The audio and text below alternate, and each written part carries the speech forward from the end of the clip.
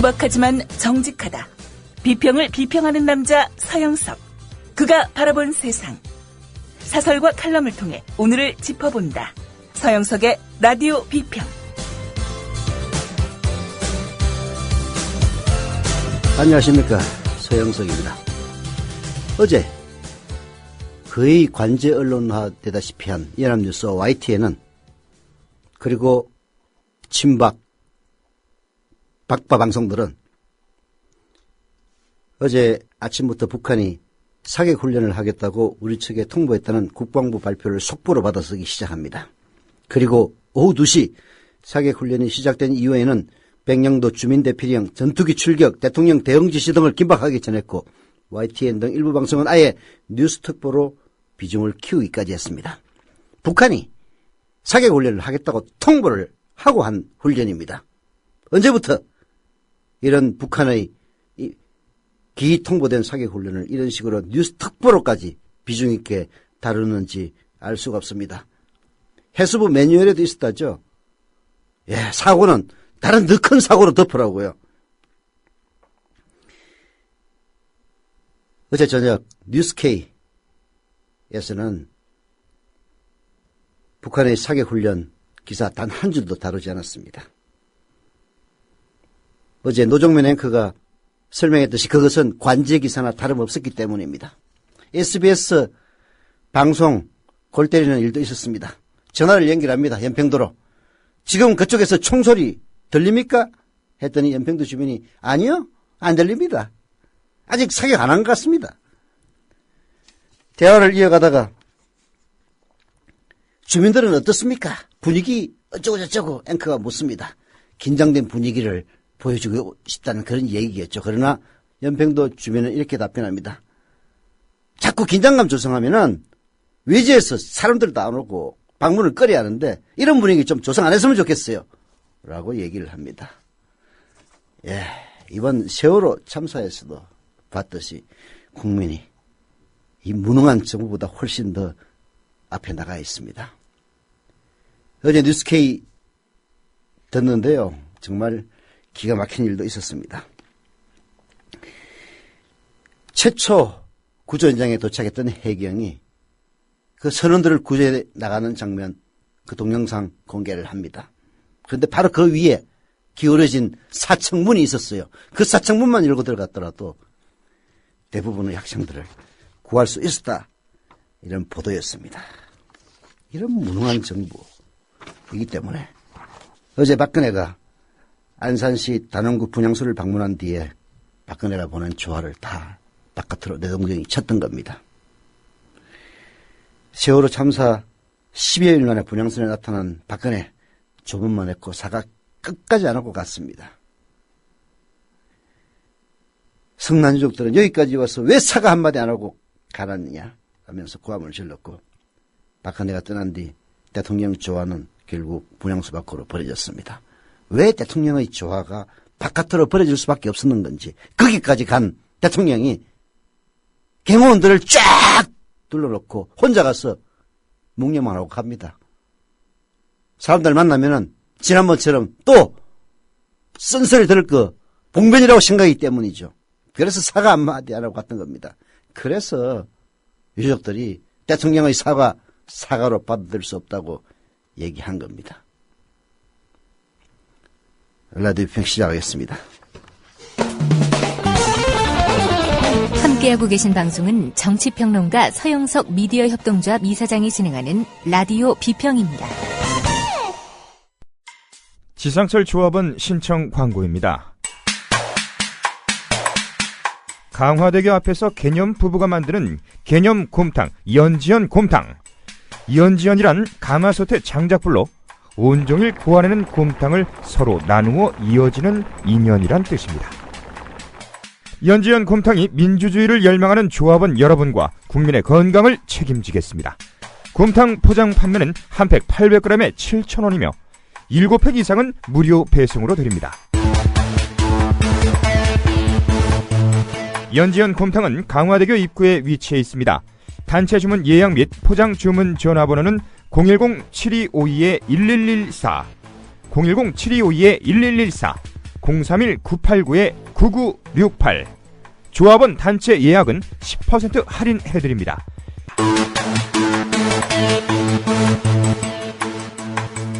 포장 판매 금액의 10%는 국민TV 후원금으로 쓰입니다.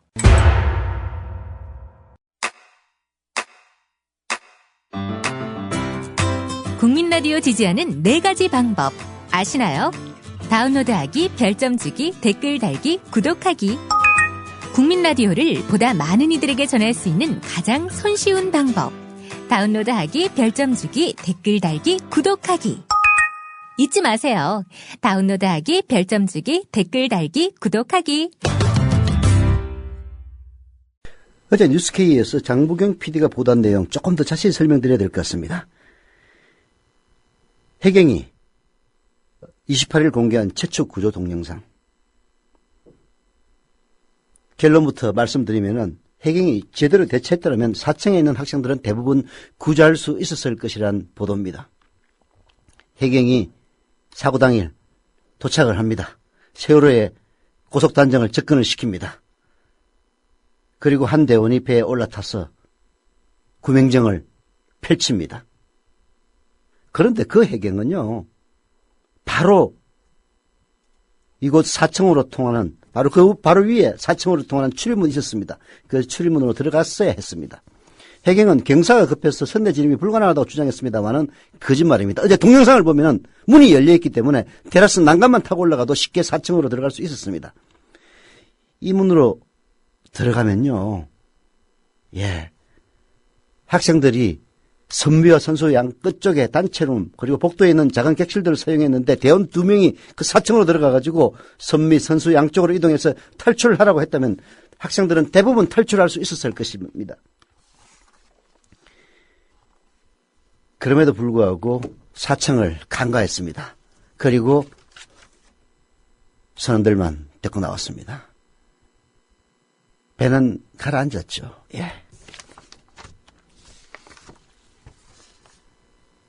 박근혜 대통령의 사과에 대해서 왜 사람들이 비판적인가? 다 이유가 있는 겁니다. 한겨레신문이 오늘 사설을 통해서 신용뿐인 사과에 과거 타령만 한 대통령이라고 비판하고 있습니다. 들어보시죠. 박근혜 대통령이 세월호 참사 14일 만에 대국민 사과를 하면서 국가안전처 신설 등의 대책을 내놓았다. 하지만 사과의 형식이나 내용을 보면 사과라는 말을 붙이기조차 민망하다. 박 대통령은 예상대로 국민에 대한 직접 사과 대신 국무회의를 통한 간접 사과 방식을 택했다. 청와대 관계자들 사이에서는 사고가 수습된 뒤 박 대통령이 다시 정식으로 대국민 사과를 하는 방안도 검토 중이라는 이야기도 나오지만 그런 발상 자체부터 이해하기 힘들다. 미증유의 국가적 대참사에 대해 대통령이 10번이고 20번이고 국민 앞에 머리를 조아리면 안 되는가. 죄책감이나 책임인식 등의 단어는 아직도 박 대통령과는 거리가 멀어 보인다. 아니, 사과 공포증이라도 걸린 여자 같아요. 국무위원들 앞에 두고 앉아서 뻔뻔스럽게 과거 탓하면서 그걸 사과라고 내놓았습니다. 정말로 박근혜가 국가를 제대로 시스템을 작동시키지 못한 책임감과 죄의식을 느끼고 있었다면 분향소에 가서 그 유족들에게 먼저 사과를 했을 겁니다. 분향소 사진 보세요. 동영상 보십시오. 경호원들을 쫙 대동하고 사람들을 아무도 접근하게 못하게 한 다음에 혼자 가서 분향하고 싹 달아납니다.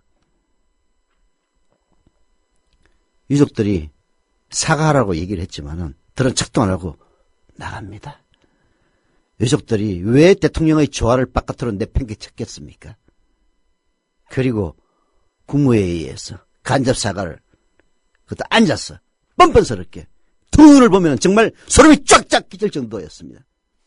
박 대통령이 사고의 원인을 잘못된 과거의 적폐 탓으로 돌린 대목에 이르면 더욱 어안이 벙벙해진다. 박 대통령이 죄송하다고 말한 것도 실제로는 현 정부의 실책에 대한 반성이 아니라 과거의 적폐를 바로잡지 못해서라는 이유에서다. 박 대통령은 내 탓은커녕 사건의 책임을 철저히 과거 탓으로 돌리고 있는 셈이다. 정말 참 봐도 이런 대통령, 이런 여자 처음 봅니다. 한겨레 사설은 이렇게 얘기합니다. 박근혜 대통령에게 묻고 싶다. 눈앞의 배를 뻔히 바라보면서도 제대로 초동 대응을 하지 못해 그 많은 아까운 생명을 잃은 것이 과거 적폐 탓이냐? 컨트롤 타워 이 부재로 이 순간까지도 정부가 우왕좌왕하고 있는 것도 다 과거 탓이냐? 정부가 국정과제 추진 상황 평가에서 재난관리 체계에 대해서 아주 우수 판정을 내리고 스스로 대견해한 것이 과거 적폐와 어떻게 연결되느냐? 박근혜는 과거 적폐를 말하기 전에 현 정부의 총체적 무능과 무책임에 대해서 통렬하게 반성하고 사과했어야 했다. 과거의 적폐를 도려내겠다고 큰소리 치기 전에 청와대를 비롯해 현 정부의 도살인 적폐부터 도려내겠다고 다짐했어야 옳았다. 박근혜의 사과에서 아무런 울림이 전해오지 않은 것도 박근혜 이런 엉뚱한 현실인식 때문이다. 이게 한겨레 사설입니다. 총리실 직속으로 국가안전처를 신설하겠다는 것도 병의 정확한 원인이 나오기 전에 처방전부터 내놓은 격이다. 미국은 9.11 테러 후 초당적 특별조사위원회를 만들어 20개월 동안이나 사건과 관련된 모든 사실관계와 정황, 원인, 대책을 포괄하는 종합보고서를 만들었다. 미국 정부가 마련한 각종 사후 대책도 이 위원회에서 내놓은 41가지 권고사항에 기초한 것이었다. 지금 정부가 우선적으로 해야 할 일은 이번 사고의 근인과 원인, 시간대별 조처의 문제점, 부서 간 혼선의 원인 등을 광범위하면서도 꼼꼼하게 진단하는 일이다. 이런 과정은 건너뛴 채 무턱대고 새로운 부처 하나 만들면 안전한 나라가 된다고 생각하는 것이야말로 전형적인 땜질 처방이요 보여주기식 행정이다. 박근혜 대통령에게 기대를 해서 이런 얘기 충고라도 하는 겁니다. 올해 들어서 일어난 사고 때마다 박근혜 대통령은 재발 방지를 약속했습니다. 그런데 사고 연이어 일어나고 있습니다. 무슨 재발 방지하는 데 이렇게 시간이 많이 걸립니까? 박근혜 대통령은 국가 개조를 말했으나 이런 식으로 국가 개조는 이루어지지 않습니다. 이 같은 안약이 짝이 없는 현실인식 그리고 책임 회피식의 미봉책이야말로 청산해야 될 과거 유산입니다. 과거 유산도 아니에요. 이명박 때 유산입니다. 국가 개조가 제대로 시동을 걸리면 우선 국정 운영에 임하는 박근혜 자세부터 변화가 있어야 됩니다. 바로 박근혜 자신을 개조시켜야 한다는 이야기입니다. 그런데 이 핵심은 여전히 외면하고 있어요. 예. 정말 능력이 없으면 그 자리에서 내려오십시오. 뭘 어렵게 대통령 하고 있습니까? 권력은 좋고 책임은 안 지겠다는 얘기입니까?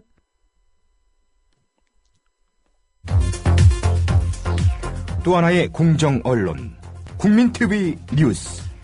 한국의 오프라인 뉴스, 온라인 여론, 국민TV 뉴스에 접속하시면 한눈에 만나실 수 있습니다. 또 하나의 진짜 언론, 국민TV 뉴스. 뉴스.국민.tv, 미디어 협동조합 국민라디오, 국민TV의 자매 인터넷 신문, 국민TV 뉴스에 지금 접속하세요.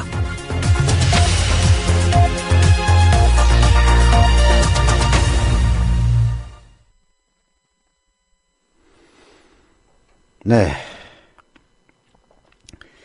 검은별님, 조금만 기다리면 오늘 월급 나오자마자 1년 시청료 입금하겠다라고 게시판에 써주셨네요. 감사드립니다. 그리고 핫단 가람귀님도 1년치 사용료 할인하지 않고 방금 완날했습니다. 저하고 똑같네요. 돈에 대해서 항상 자유롭다고 생각하면서 살았는데 요즘에는 그렇지도 않은 것 같습니다. 1년마다 꾸준히 선납하고 정자도 열심히 하겠습니다. 라고 말씀하셨습니다. 감사드립니다.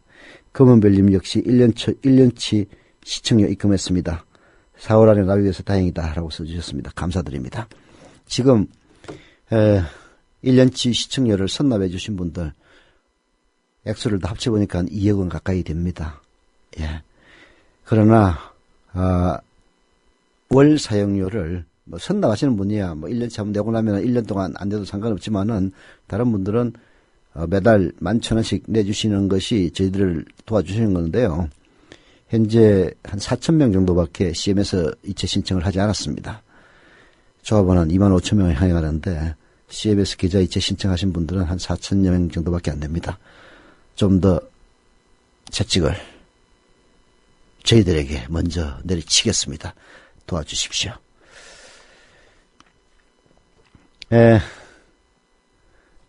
여섯줄님 조합원 가입하시면서 바로 출자금 나위까지 해주셨네요. 감사드립니다.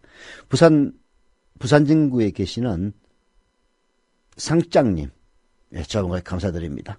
제주 서귀포시 대정읍의 준인의 집님, 조합원 가입 감사드립니다. 아조님도 역시 조합원 가입하셨네요. 감사드립니다. 예, 오늘 아침에 조합원 가입하신 분들 출자금도 완납하셔서 영의 조합원에서 육의 조합원으로 바뀌길 기도드립니다. 국민TV 조합원 가입 별로 어렵지 않습니다. 요즘 뉴스K 보시면은 아시겠지만은 진짜 자본과 권력으로부터 자유로운 진짜 공정 언론이 무엇인지 뉴스K를 보시면은 절감하실 겁니다. 국민TV 조합원 되고 싶으신 분들은요, 국민TV 홈페이지 kukmin.tv로 들어오셔서 맨 위쪽에 있는 조합원 가입 신청을 클릭하시길 바랍니다. 그러면은 쫙 됩니다. 인터넷 사용이 어렵다고요? 그러면 미래협동조합 사무국 02-3144-7737 아니면 02-3144-0933으로 전화하시면 직접 친절하게 가입시켜드립니다. 일부 조합원들께서 아니 JTBC의 손석희는 그 팽목항에 가가지고 직접 뉴스나이를 진행하는데 우리는 그렇게 하면 안 되느냐 이런 충고의 말씀 하시는 분들 많이 계시는 거 저도 들었습니다. 저희들 하기 싫어서 안 하겠습니까? JTBC는 수천억짜리 회사고요. 저희들은 겨우 40억밖에 안 되는 회사입니다. 앵커가 현장을 나가려면 백업해 줄 수 있는 인력이 필요합니다.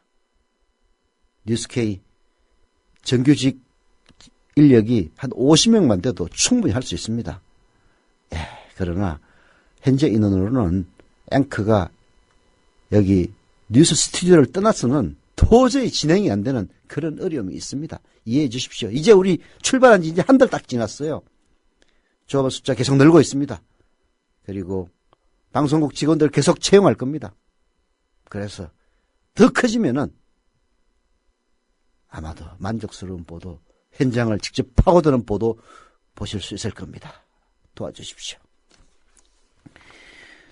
경향신문 사설, 국가 재난 상황에도 보도 통제를 하려는 방통위, 박근혜를 모시는, 박근혜를 옹이한다는 홍위병들, 그리고 박근혜가 낙하산으로 내려보낸 언론 보도 통제기관들 하는 꼬라지가 이러니까 사과를 해도 진정성이 느껴지지 않고, 그리고 진정성 있는 사과를 하라는 그런 참모들의 진언조차 못하는 겁니다. 경향신문의 사설, 국가 재난 상황에도 보도 통제나 하려는 방통위 들어봅시다. 세월호 참사라는 국가 재난 상황 앞에서 믿을 수 없을 정도로 무능한 박근혜 정부의 모습을 국민들은 2주째 목도하고 있다. 그러나 모든 정부 부처가 무능한 것은 아니다. 일부 부처는 이 와중에도 재빠르고 영악한 면모를 과시하고 있다. 문제는 그 기민함이 국민들의 상처를 더욱 아프게 후벼 파고 공공의 이익을 훼손하고 있다는 사실이다. 언론의 의혹 제기를 억누르고 방송사를 조정 통제하고 있는 방송통신위원회와 방송통신심의위원회가 바로 그 장본인들이다. 방송통신위원회와 방송통신심의위원회는 여당과 그리고 청와대의 입김이 3분의 2 이상 작용하는 기관입니다. 그래서 권력의 하수인 역할을 합니다. 다른 국민들을 구조하는 일에는 무능하기 짝이 없는 이 정권이 이 무능함을 보도하는 언론을 통제하는 데는 정말 영악하고 유능함을 발휘하고 있다는 이야기입니다. 언론비평 전문지 미디어오늘이 입수한 방통위 내부 문건 세월호 관련 재난상황반 운영계획에 따르면 방통위는 방송정책국에 방송사 조정통제를 주요 임무로 부여했다고 한다.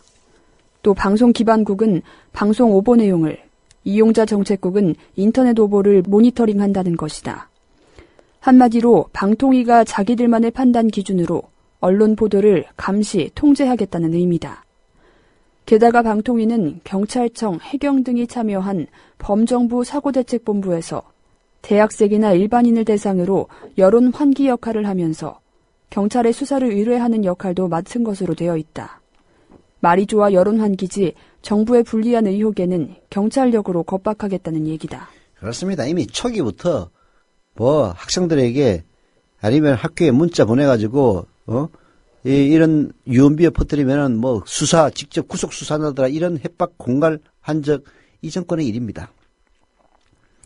그리고 방통위나 방송통신심의위원회는 여론을 모니터링 하겠다면서 사실상 감시를 하고 있는 겁니다. 이 인간들이 감시를 할 때는 꼭 말은 모니터링 한다고 지랄을 해요. 또 방통심의위원회가 방통위에 보고한 여객선 세월호 침몰 사고 관련 대응보고라는 문건을 보면요. 방통심의위는 24시간 비상근무를 하면서 유언비어 등 매체별 중점 모니터링을 실시하고 필요한 네티즌 자정 권유 및 사업자 삭제 신고 등을 병행하고 있다라고 했습니다. 이 얘기는 무슨 얘기냐면 24시간 근무를 시키면서 인터넷이나 매체 이런 걸 갖다가 모니터링을 해서 의혹 제기가 있으면 유언비어라고 몰아붙여서 네티즌들에게는 스스로 삭제하라. 이게 자정 권유입니다. 그리고 스스로 삭제를 안 하면은 다음이나 네이버에 삭제라고 지시하는 게 바로 사업자 삭제 신고입니다. 의혹 제기를 하는 개개인과 언론 매체에 모조리 재갈을 물리겠다는 뜻으로 의심할 수밖에 없는 상황입니다. 방통심의위원회 언론 통제는 이미 구체적인 모습 드러낸 바가 있습니다. JTBC 손석희 앵커의 뉴스나잇에 출연한 구조인양 전문가 이종인 알파 잠수기술공사 대표가 구조작업에 다이빙벨을 투입해야 한다고 주장한 것과 관련해 여론 악화와 구조작업의 혼란 초래를 이유로 방송사를 중징계하려는 움직임이 바로 그겁니다. 근데 결국은 이 알파 이종인 대표를 그리고 알파 이종인 대표의 다이빙벨을 또 투입했어요. 방통신 심의위원회 부끄러운 줄 아세요. 부끄러운 줄을.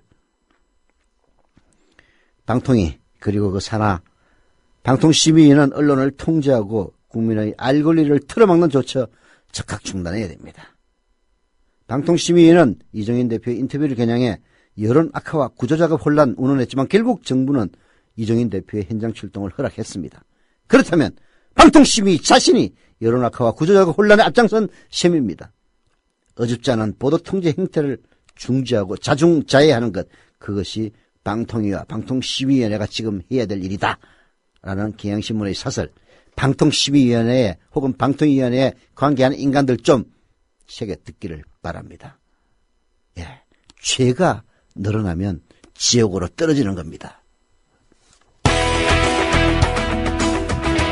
정말 후화무치하고 뻔뻔스럽게 이럴 데 없는 인간들입니다. 봄날이라고 해서 봄날이 아닌 사람들도 참 많이 있는 것 같습니다. 박근혜가 성공하려면 바꿀 사람은 바꿔야 한다는 날카로운 비평, 통쾌한 해설. 여러분은 지금 미디어 협동조합 국민라디오 서영석의 라디오 비평을 함께하고 계십니다.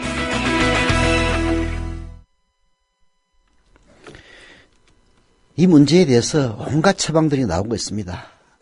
그러나 이 모든 처방, 이 시스템을 제대로 바로잡는 처방의 출발점이 과연 무엇이냐? 그것은 이 땅에 정말로 정의를 바로 세우는 일부터 출발을 해야 됩니다. 정의를 바로 세우는 일들 다양하게 노력해야 되지만요. 가장 중요한 것은 저는 이 부도덕하고 이 불의한 정권을 바꾸는 것이야말로 이 부도덕한, 이 불의한 이 권력을 교체하고 그리고 그 불의한 권력을 뒷받침하는 정당에게 심판을 내리는 길이야말로 세월호로 빚어진 우리 사회의 엉망진창이 된 시스템을 개선하는 첫 출발점이 되리라고 봅니다. 표창원 씨가 경향신문에서 치유의 출발점은 진실과 정의여야 한다라고 얘기했는데요. 정말 딱 들어맞는 이야기입니다. 부모를 잃으면 천붕, 자식을 잃으면 참척이라고 하는데 참척의 고통이 훨씬 크다고 한다. 범죄나 사고에서 살아남은 피해 생존자들의 고통 역시 마찬가지다. 그 충격과 고통을 치유하기는 결코 쉽지 않다. 하지만 불가능한 것은 아니다. 피해자학에선 책임 소재의 명확한 규명과 책임자에 대한 엄정한 처벌과 함께 전문적, 체계적 치료가 뒤따르면 치유와 회복이 가능하다고 본다. 반면에 거액의 보상이나 전문적인 치료 혹은 많은 사람의 위로가 뒤따른다고 해도 누구 책임인지에 대한 명확한 규명과 책임자에 대한 납득할 만한 처벌이 뒤따르지 않을 경우 오랜 시간이 흘러도 상처는 낫지 않고 외상 후 스트레스 장애 증상으로 끔찍한 고통을 받게 되는 경우가 많다. 천봉, 하늘이 무너진다는 얘기죠. 부모를 잃은 슬픔을 하늘이 무너지는 슬픔이라고 얘기를 합니다. 참척, 창자가 찢어진다는 얘기입니다. 자식을 잃은 슬픔, 바로 참척이라고 얘기를 하죠. 그로 인한 고통, 그로 인한 상처를 치유하기 위해서는 무엇보다도 그러한 일을 일으키게 만든 원인 제공자에 대해서 철저하게 처벌을 하고, 그리고 다시는 그런 일이 일어나지 않도록 정의를 세우는 길, 그것이 그 피해자들에 대한 가장 최상의 위안이 되는 겁니다. 돈 몇 푼 주고 어떤 위로, 입에 발린 위로, 입에 발린 사과를 한다 하더라도 정말로 그 원인, 그러한 비극을 일으키게 만든 그 원인 제공자에 대한 철저한 진상규명과 그리고 처벌이 따르지 않는다면 백약이 무효다라는 이야기를 표창원 교수 이렇게 어렵게 얘기한 겁니다. 계속 들어봅시다. 가장 큰 문제는 내 탓이야라는 불합리하고 비논리적인 죄책감이다. 책임자가 분명하지 않고 그에 따른 처벌이 이루어지지 않으니 누구라도 탓해야 하고 가장 쉽게 찾을 수 있는 추궁 대상은 바로 자기 자신이다. 그렇기 때문에 국가와 사회는 전체적인 그리고 철저한 진실규명을 위한 최선의 노력을 다해야 하고 협조해야 한다. 정부나 기업의 안정과 이익 등 어떤 다른 요인이나 계산도 허용돼서는 안 된다. 그 진실규명 과정이 의혹 없이 엄정하게 진행되면 그 과정 자체가 훌륭한 치료약 역할을 한다. 진실규명이 제대로 된다면 처벌과 책임의 무게만큼 배상하게 하는 과정 역시 정상적일 가능성이 높다. 그 과정에서 피해자에 대한 신체적, 정신적 응급치료는 필수적이다. 그렇습니다. 책임자가 분명하게 드러나지 않을 때 우리 모두가 내 탓이야 라고 불합리하고 비논리적인 죄책감에 사로잡히고, 비논리적이고 불합리한 죄책감은 결코 그러한 일들의 재발을 방지하는 데 도움이 되지 않는다는 이야기입니다. 그런데 이건 제3자의 이야기고요. 자신의 안위를 걱정할 여유가 없는 피해자 가족과 그리고 생존 피해자들에게는 절대적인 안정이 필요합니다. 그리고 그 본격적인 치료는 진실과 정의 이후로 미뤄질 수밖에 없는 경우가 많습니다.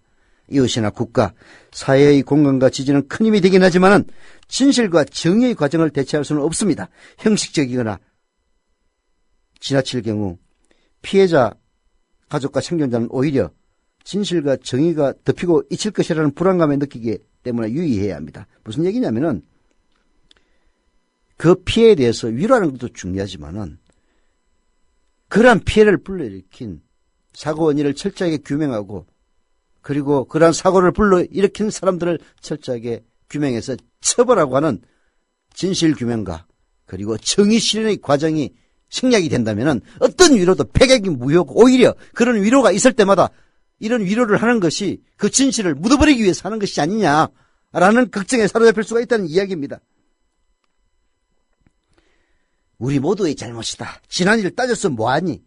당신 자신을 위해 그리고 남은 가족을 위해 앞으로 살아야 할 미래를 위해 라는 식으로 사건을 빨리 잊으라는 권고는 피해자 가족과 생존자를 2번 죽이는 보이지 않는 빚을 하는 얘기입니다. 말 함부로 하면 안 됩니다. 진실을 알고 그리고 그것을 초래한 그 원인에 대해서 철저하게 책임을 규명해서 처벌을 하지 않은 채 너를 위해서 잊어라라고 얘기한다면 그것은 오히려 피해자를 2번 죽이는 것이고 생존자 가족들의 가슴을 2번 찢는 일이란 그런 얘기입니다. 세월호 참사는요, 피해자 수가 많아서 국가와 사회의 관심이 집중되어 있지만 실종과 성폭력 등 교통사고는 실종이나 성폭력, 교통사고 등 다른 개인적 피해 역시 마찬가지라고 합니다. 그렇다면 이번 세월호 참사의 진실과 책임자는 어떻게 밝히고 벌해야 할까? 청해진 해운 실소유주 유병원이 한강 유람선 사업을 시작한 1986년 5공화국부터 세월호에서 생존 승객들을 구조할 수 있는 기회를 잃어버린 마지막 시점까지 발생한 모든 관련 사실들이 밝혀져야 한다. 그 조사 과정과 결과를 피해 가족들과 생존자들이 납득할 수 있어야 한다. 전 현직 대통령과 국회의원, 장차관 및 관련 공무원 어느 누구도 조사 과정에서 예외가 되어서는 안 되고 성역이 있어서는 안 된다. 그동안 우리 검찰이 보여준 성역 보호와 선별적 수사 및 정치적 결정, 그리고 공범자적 태도를 그대로 유지한다면 결코 피해자 가족들과 생존자들을 납득시킬 수 없을 것이다. 책임자와 그 책임의 정도가 밝혀진다면 처벌 역시 냉철하고 엄정해야 한다. 일당 5억 원 황제노역 같은 어떤 배려나 특혜의 의심도 허용돼서는 안 된다.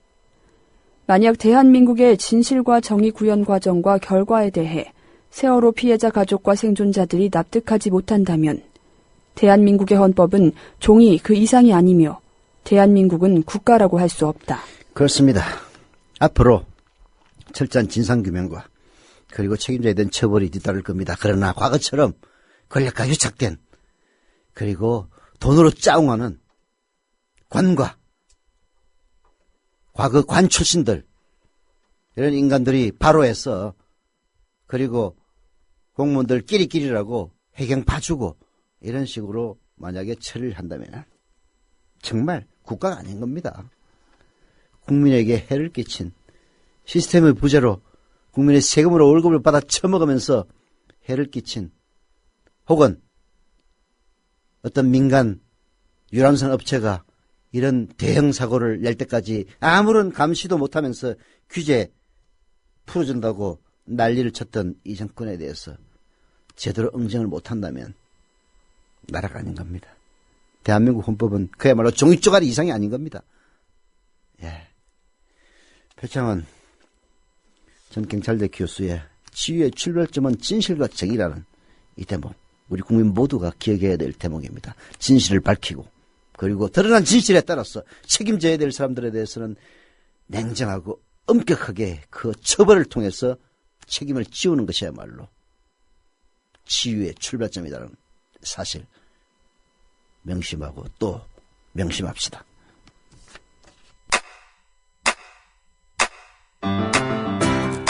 국민라디오 지지하는 4가지 방법 아시나요?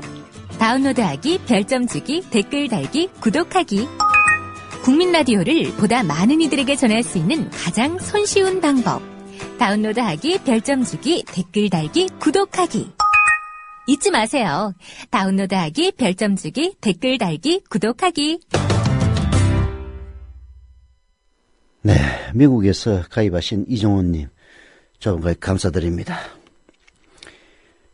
그리고 아름다워님, CMS 신청 개시 첫날 신청을 했는데도 1년치 선언하는 분들이 많아서 미안하다고 하시는데요. 미안하실 거 없습니다. 매달 내시는 분도 소중합니다. 의좋은 삼형제님 1년치 사용료 선납했습니다. 라고 써주셨네요. 감사드립니다. 그리고 군복무 39개월, 군복무 39개월 하셨으면 어떻게 장기복무 하셨네요. 군복무 39개월님은 어제 집사람하고 둘이 따로 1년치 시청료를 완납했다라고 써주셨습니다. 감사드립니다. 자, 마지막으로 한겨레신문 한겨레 사회정책연구소 연구위원회 칼럼 내 동댕이 처진 공동체 들어보시죠. 한국전쟁 개전 직후 서울 시민에게는 결사항전의 메시지를 남겨둔 채 몰래 피난을 떠난 이승만의 일화는 워낙 유명하다. 박명림 교수의 역작 한국전쟁의 발발과 기원에 피난 과정의 전말이 사뭇 희극적으로 자세하다. 6월 27일 서울을 떠나 대구에 합류한 7월 9일까지 13일간의 피난 기간에 국가원수 이승만은 극소수의 참모, 수행원들만 데리고 사실상 혼자 튀었다. 이승만은 정부에조차 행선지를 숨긴 채 아직 포탄 한 발 떨어지지 않은 평화로운 산남지방을 혼자서 이리저리 도망다녔다. 그는 서울이 점령되기도 전에 미국 대사관을 통해 일본의 망명정부 수립까지 요청해 놓았다. 즉 일각에서 국부로 추앙받고 있는 이승만이 이 시기에 한 유일한 일은 인민군 한 명 없는 삼남지방에서의 가열차고 경이로운 홀로 주랭랑 이것밖에는 없다. 이런 인간을 국부로 추앙하자는 우파들, 그리고 그 우파들 덕분에 대통령이 된 박근혜 창피한 줄 아십시오. 아니, 지금 국민들은 괴력운이었죠. 그때는 피터지게 싸우고 있는데 일본의 망명정부 만들게 또 신청하는 이런 정신 나간 인간을 국부라고 모시는 인간들 다 나와보라고 그래요. 결국 이승만이 보여준 이 궁극의 치졸함 그리고 후한무치를 생각하다 보면 한국 사회에서 공동체란 뭐냐, 정의란, 국가란 과연 무엇인가 하는 그런 괴로운 질문에 부딪히게 된다는 이야기입니다. 한국 사회에서는 이승만처럼 위기의 순간에 공동체를 버리고 정의를 우롱한 자들이 그 후에도 오랫동안 국가 권력과 부귀영화를 독점해 왔습니다. 세월호 침몰 이후의 상황 더욱더 참담합니다. 정말 이게 나라인가 싶습니다. 평소에는 서로 더 많은 권한을 주장하는 장관 수석들이 저마다 컨트롤 타워가 아니라고 도망치기 바쁩니다. 내동댕이 공동체는 이런 인간들 앞에서 내동댕이 처집니다. 이런 내동댕이 처진 공동체 앞에서 그들은 최소한의 수치심도 버리고 끊임없이 종북 좌파 등 정오의 언어를 호출하는 것이 어쩌면 자신들의 영토와 기득권이라도 보호하겠다는 그런 탐욕의 발로가 아니겠느냐. 한경 씨의 이야기입니다. 제발 그러지 마십시오. 애시당초 공동체의 정의 따위에는 관심이 없다고 해도 금도는 지켜야 한다고 호소합니다. 과연 이런 호소들을 먹을지는 모르겠지만은 정말 창피한 자칭 우파들입니다. 라디오 비평 마칩니다.